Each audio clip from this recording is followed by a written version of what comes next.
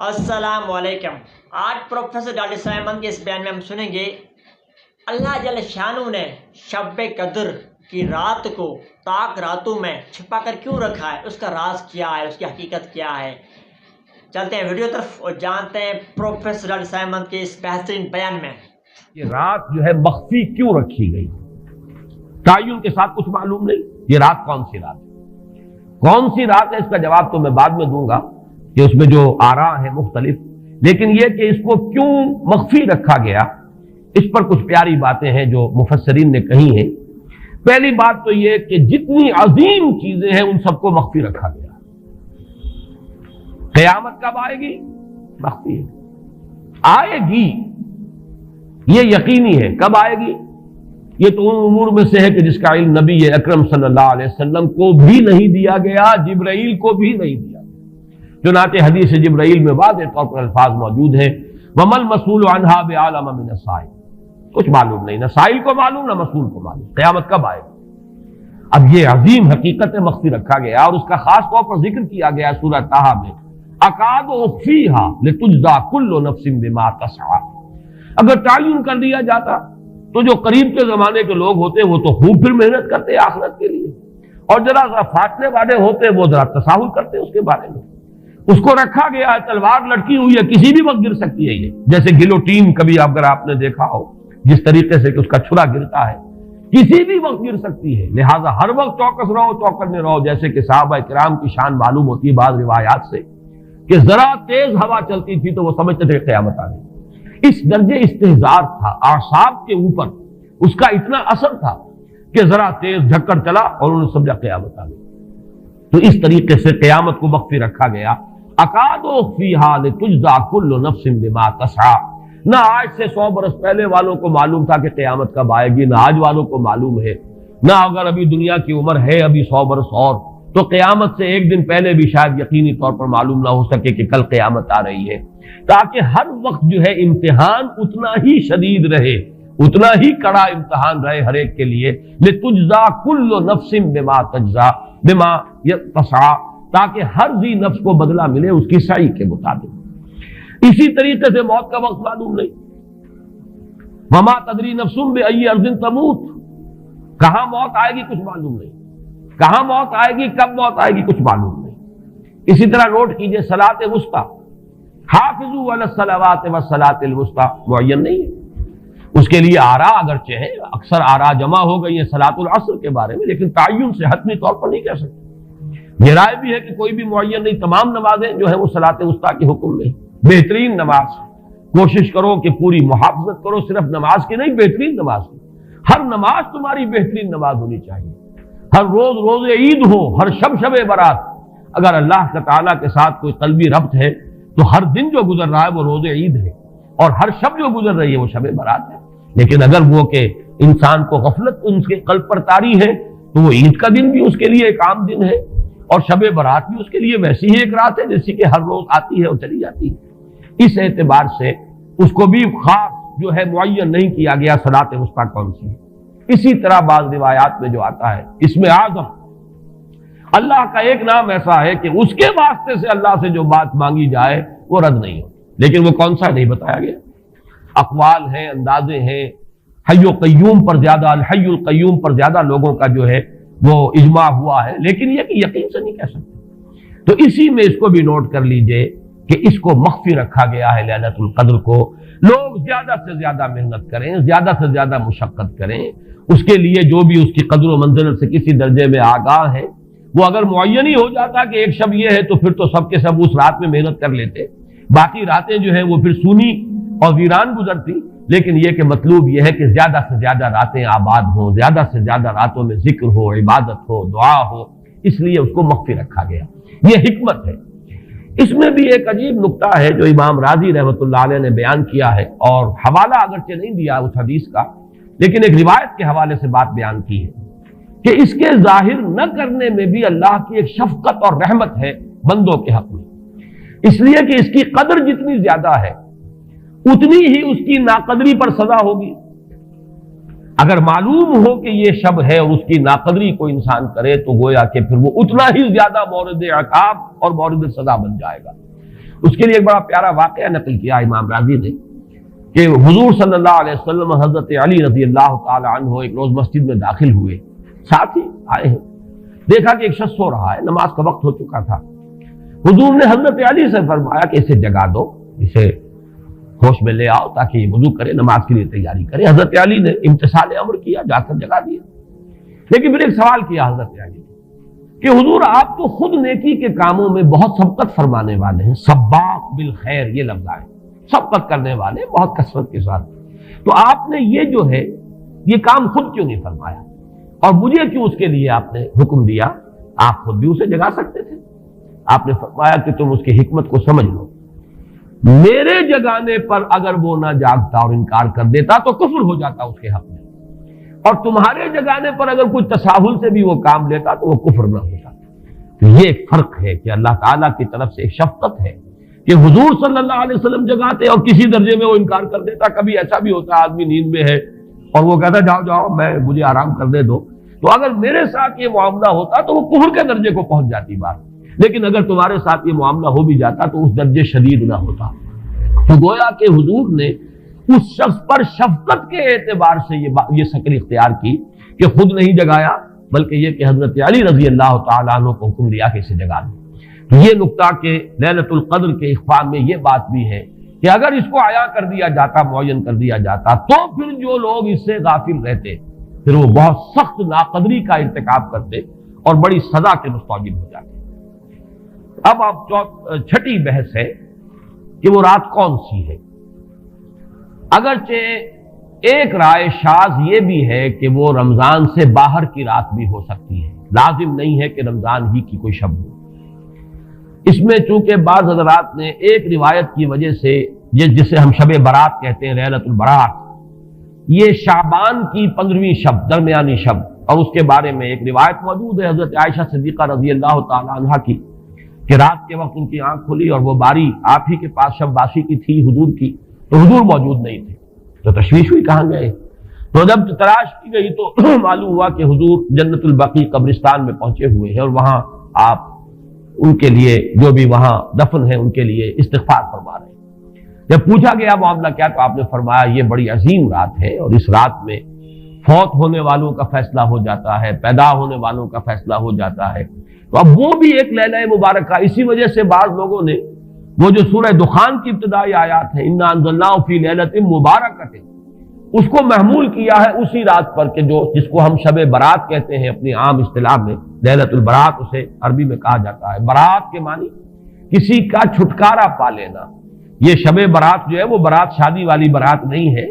بلکہ یہ برات کا لفظ ہے عربی زبان کا، جو ہمارے ہاں وہ غلط العام میں برات شب برات بن گیا ہے۔ برات، برات من اللہ ورسولہ، جو سورہ برات کا پہلا لفظ ہے کہ چھٹکارا پانا، کہ وہ رات بھی ایسی ہے کہ اس میں انسان استغفار کرے اور اللہ تعالیٰ سے اپنے گناہوں کی معافی مانگے تو اپنے آپ کو جہنم سے چھٹکارا دلا سکتا ہے، وہ شب برات ہے۔ اس اعتبار سے کچھ لوگوں نے گمان کیا کہ شاید لیلۃ القدر اور لیلہ مبارکہ اس حدیث کی روح سے وہی شب ہے، وہ ظاہر بات ہے کہ خارج از رمضان مبارک ہے، اور یہ کہ اس کے علاوہ بھی بعض آراء ہیں، لیکن یہ آراء جو ہے شاذ کے درجے میں یہ کہہ سکتا ہوں کہ تقریباً اجماع ہے اس پر کہ یہ رات رمضان مبارک ہی کی ایک رات ہے۔ اس کی دلیل ایک تو یہ کہ القرآن یفسر بعضہ بعضا کے اصول کے مطابق قرآن مجید کے اندر سورہ بقرہ میں یہ واضح کر دیا گیا شہر رمضان الذی انزل فیہ القرآن، رمضان مبارک کا مہینہ وہ ہے کہ جس میں قرآن نازل کیا گیا، اور یہاں فرمایا انا انزلناہ فی لیلۃ القدر، ہم نے اس کو اتارا ہے لیلۃ القدر میں۔ ان دونوں کو جوڑیے تو اس کا ایک لا محالہ جو ایک انیویٹیبل رزلٹ نکلتا ہے وہ یہی ہے کہ یہ لیلۃ القدر رمضان مبارک میں۔ دوسری اس کی تائید ہوتی ہے وہ مشہور حدیث جس کو الحمدللہ کہ ہم نے بہت عام کیا ہے، رمضان مبارک کی آمد سے قبل کوشش ہوتی ہے ہر سال جو ہے اس کی یاد دہانی کرا دی جائے۔ ایک طویل خطبہ جو حضور نے دیا تھا، خطبنا رسول اللہ صلی اللہ علیہ وسلم فی آخر یوم من شعبان،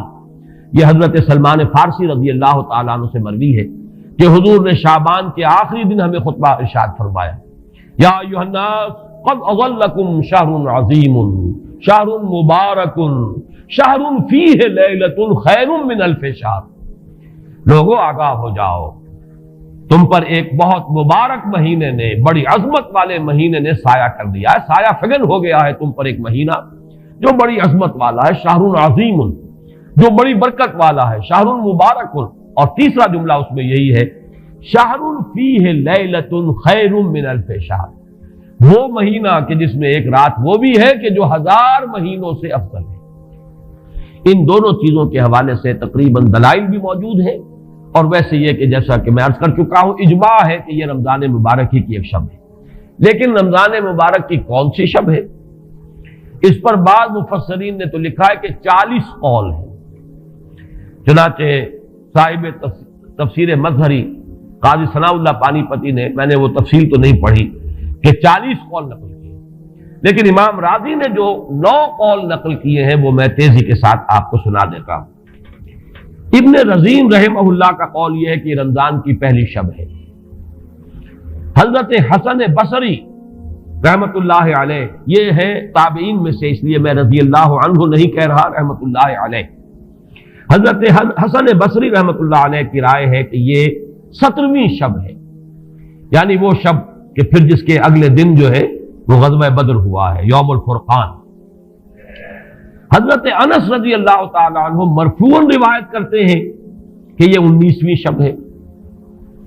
محمد بن اسحاق جو بہت بڑے سیرت نگار ہیں حضور کے، ان کا قول ہے کہ یہ 21ویں شب ہے۔ حضرت عبداللہ ابن عباس رضی اللہ تعالی عنہما سے قول جو ہے مروی ہے کہ یہ 23ویں شب ہے۔ حضرت عبداللہ ابن مسعود رضی اللہ تعالی عنہ سے مروی ہے کہ یہ 24ویں شب ہے۔ اور اس کو میں ذرا اہمیت دیتا ہوں اس لیے کہ 24ویں شب جو ہے سورہ علق کی ابتدائی آیات کے نزول کے ضمن میں کچھ حساب کتاب کے جوڑنے سے 24ویں اور 25ویں شب کا بھی معاملہ جڑتا ہے، جو کہ میں نے آپ کو سورہ علق کے درس کے دوران بتایا تھا۔ اس کے بعد حضرت ابو ذر غفاری رضی اللہ تعالیٰ عنہ کا قول ہے کہ یہ 25ویں شب ہے۔ اس کے بعد حضرت ابی ابن کعب رضی اللہ تعالیٰ عنہ کا قول ہے، یہ وہ ہے جن کو کہ حضور نے خود فرمایا کہ اقرأہم ابی ابن کعب، قرآن مجید کے سب سے بڑے قاری حضرت ابی ابن کعب ہیں رضی اللہ تعالیٰ عنہ۔ اور ان کے بھی سینے پر آپ نے تھپکی دی تھی کہ ایک سوال کیا آپ نے کہ سب سے عظیم سورت کون سی ہے، اور جب انہوں نے صحیح جواب دے دیا سورہ فاتحہ، تو پھر یہ کہ اس پر حضور نے تھپکی دی کہ تمہیں اللہ تعالیٰ نے بہت صحیح مناسبت عطا کی ہے علم کے ساتھ۔ ان کی اور صحابہ میں سے بہت سے لوگوں کی رائے، یہاں تک کہ یہ کہا جا سکتا ہے کہ بقیہ اقوال جو ہیں وہ شاذ کے درجے میں ہیں، اور یہ گویا کہ اگر اجماع نہ کہا جائے تو بہت حد تک اتفاق کے درجے میں ہے کہ یہ 27ویں شب ہے۔ اور اس 27ویں شب کے ضمن میں حضرت عبداللہ ابن عباس سے ایک روایت میں پہلے آپ کو بتا چکا ہوں کہ 23ویں شب، لیکن 27ویں شب کے ضمن میں جو مختلف روایات حضرت عبداللہ ابن عباس رضی اللہ تعالی عنہما سے مروی ہیں، ان میں بھی کچھ لطیف نکات ہیں، وہ میں بعد میں بیان کروں گا۔ اس کے بعد ایک شاذ قول اور بھی ہے کہ یہ 29ویں شب ہے۔ تو یہ گویا کہ 9 ہے اقوال، جن میں سے بعض جلیل القدر صحابہ کے ہیں، عبداللہ ابن مسعود، ابو ذر غفاری، ابن عباس، ابی ابن کعب، لیکن یہ ہے کہ سب سے زیادہ جو اتفاق اگر اجماع نہ کہا جائے تو 27ویں شب پر ہے۔ اس 27ویں شب کے بارے میں حضرت عبداللہ ابن عباس نے 3 نکتے بیان کیے۔ ایک نکتہ تو یہ ہے کہ یہ پوری سورہ مبارکہ جو ہے سورۃ القدر، اس میں 30 الفاظ ہیں، اور ان 30 الفاظ میں سے 27واں لفظ ہے ہیا حتی مطلع الفجر، یہ 27واں ہے۔ اس کے اعتبار سے گویا کہ انہوں نے ایک ربط قائم کیا ہے کہ یہ 27ویں شب ہے۔ ایک بات انہوں نے یہ کہی ہے کہ اللہ تعالیٰ کو وطر محبوب ہے، اللہ وطر و یحب الوطر، اللہ خود بھی اکیلا ہے اور وطر کو پسند کرتا ہے۔ پھر یہ کہ وطر جو ہے اب رمضان مبارک کے اندر اگر وہ وطر شمار کیے جائیں گے تو 14-15 وطر بن جائیں گے، لیکن اس میں چونکہ آخری عشرے کے بارے میں بہت سی روایات جو ہیں ان کا تقریباً اجماع ہو جاتا ہے کہ آخری عشرے میں، تو آخری عشرے میں بھی 5 وطر آئیں گے، 21ویں، 23ویں، 25ویں، 27ویں، 29ویں۔ لیکن حضرت عبداللہ ابن عباس کہتے ہیں کہ 7 کا ہندسہ اللہ تعالیٰ کو بہت پسند ہے، اور بہت سی چیزیں جو ہیں عالم تکوینی میں بھی اور عالم تشریعی میں بھی بہت سی چیزیں وہ ہیں کہ جو 7 کے ہندسے کے ساتھ وابستہ ہیں۔ 7 آسمان ہیں، 7 زمینیں ہیں، ہفتے کے 7 دن ہیں، طواف کے 7 شوط ہیں، सई बैन सफा वल मरवा वो भी 7 मरतबा है, इधर से उधर से इधर 7। इसी तरीके से सजदे के आज़ा भी 7 है। तो इससे उन्होंने पहले वित्र और वित्र के बाद 7 का हिस्सा, रमजान के आखिरी अशरे की वित्र रातें और उनमें 7वीं रात यानी 27वीं शब, वो अपने इस हिसाब किताब से भी। और जब उन्होंने ये बात बयान की तो हजरत उमर रजी अल्लाह ताला अन्हु ने उनकी तहसीन की थी। आखिरी बात और भी कही गई है कि लैलतुल कद्र जो है, इसके अंदर हुरूफ को अगर शुमार किया जाए तो 9 बनते हैं। और ये लैलतुल कद्र इस सूरह मुबारका में 3 मरतबा आया है। इन्ना अंज़लनाहु फी लैलतिल कद्र वमा अदराका मा लैलतुल कद्र लैलतुल कद्र खैरुम मिन अल्फि शहर। इस एतबार से भी 3 को ज़रब दी जाए 9 से तो वो भी 27 का अदद बनता है। बहरहाल ये मैंने जैसे कि अर्ज किया था कि इनका कोई ताल्लुक न सर्फ से है, न नहव से है, न रिवायात से, लेकिन बहरहाल हजरत अब्दुल्लाह इब्न अब्बास का एक ज़ौक़ है। इसको आप ज़ौक़ी बातें भी कह सकते हैं, लेकिन ये कि हजरत अब्दुल्लाह इब्न अब्बास की ज़ौक़ी बात है, लिहाजा उसका कम से कम तज़किरा हो जाना चाहिए। एक बहस ये है कि अहिया बाक़ियतुन अमला, क्या ये रात जो उसकी अज़मत थी ये बाकी है या सिर्फ वही रात जो थी जिसमें कि कुरान मजीद नाजिल किया गया वही अज़मत की हामिल थी। इन्ना अंज़लनाहु फी लैलतिल क़द्र, या ये कि अब भी हर साल ये रात आ रही है तो उसी अज़मत की हामिल है, उसी कद्र व मंज़िलत की, उसी बरकत की हामिल है। इस पर भी तकरीबन एक इजमा है कि ये लैलतुल क़द्र बाकी है, हर साल आती है।